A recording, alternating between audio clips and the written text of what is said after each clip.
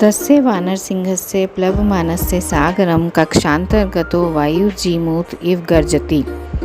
रवे यथा निपत्युल्का उत्तरान्ताद् विनिःसृता दृश्यते सानुबन्धः च तथा स कपिकुञ्जरः।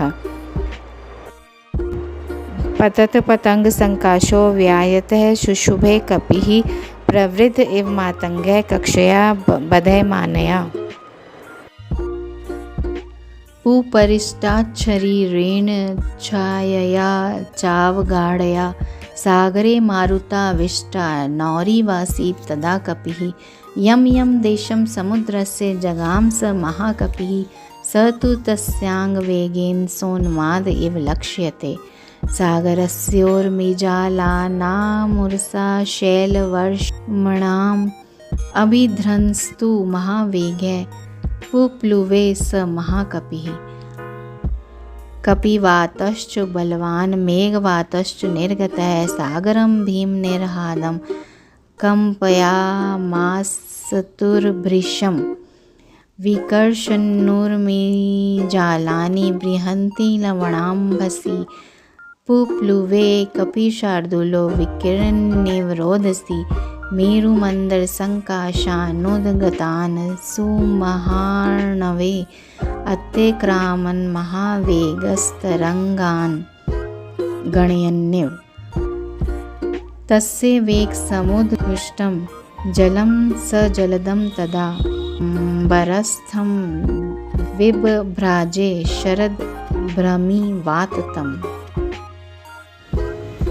तिमिन्कृशझाकूर्मा दृश्यन्ते विवृतास्तदा वस्त्रापकर्षणेनैव शरीराणि शरीरिणां क्रममाणं समीक्ष्यात् भुजगः सारङ्गमः व्योमृतं कपिशार्दूलं सुपर्णमिव मे निरे 10 योजन विस्तीर्ण त्रिशन्द्योजनमायत छाया वानरसिंहस्य जवे चारुत्तराभवत् श्वेताभ्रघनराजी वायुपुत्रानुगामिनी तस्य सा शुशुभे छाया पतिता लवणाम्भसि शुशुभे स महातेजा महाकायो महाकपिः वायुमार्गे निरालम्बे पक्षवानिव पर्वतः येनासौ याति बलवान् वेगेन कपिकुञ्जरः तेन मार्गेण सहसा द्रोणीकृत इवार्णवः आपाते पक्षिसङ्घानां पक्षिराज इव व्रजन् हनुमान् मेघजालानि प्रकर्षन् मारुतो यथा पाण्डुरारुणवर्णानि नीलमञ्जिष्ठकानि च कपिना आकृष्यमाणानि महाभ्राणि चकाशिरे।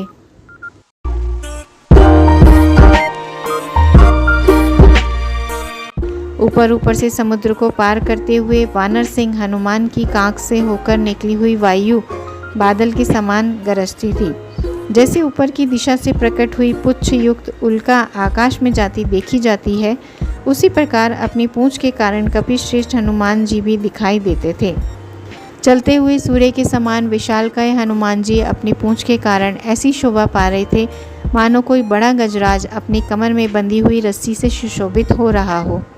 हनुमान जी का शरीर समुद्र से ऊपर चल रहा था और उनकी परछाई जल में डूबी हुई से दिखाई देती थी।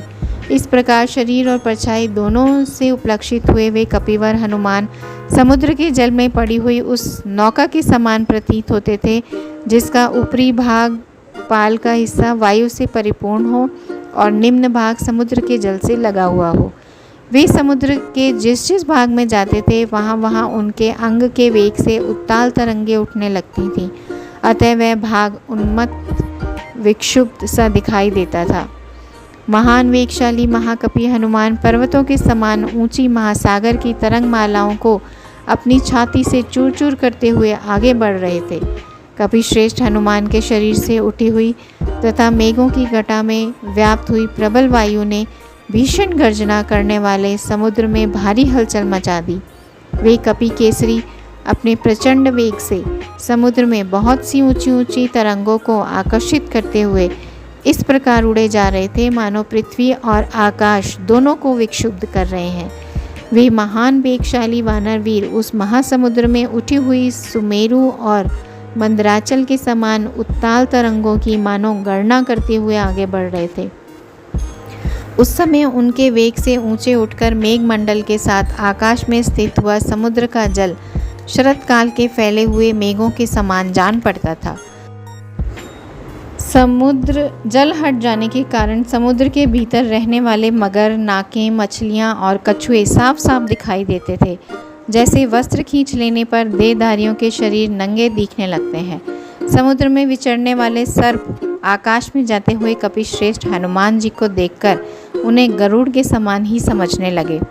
कपि केसरी हनुमान जी की 10 योजन चौड़ी और 30 योजन लंबी छाया वेग के कारण अत्यंत रमणीय जान पड़ती थी।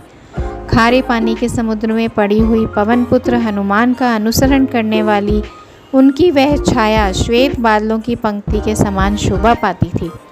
वे परम तेजस्वी महाकाय महाकपि हनुमान आलंबनहीन आकाश में पंखधारी पर्वत के समान जान पड़ते थे। वे बलवान कपिश्रेष्ठ जिस मार्ग से वेग पूर्वक निकल जाते थे, उस मार्ग से संयुक्त समुद्र सहसा कठौते या कड़ा के समान हो जाता था, अर्थात उनके वेग से उठी हुई वायु के द्वारा वहाँ का जल हट जाने से वह स्थान कठौते आदि के समान गहरा सा दिखाई पड़ता था। पक्षी समूहों के उड़ने के मार्ग में पक्षीराज गरुड़ की भांति जाते हुए हनुमान वायु के समान मेघमालाओं को अपनी ओर खींच लेते थे। हनुमान जी के द्वारा खींचे जाते हुए वे श्वेत, अरुण, नील और मजीठ के से रंग वाले बड़े बड़े मेघ वहाँ बड़ी शोभा पाते थे।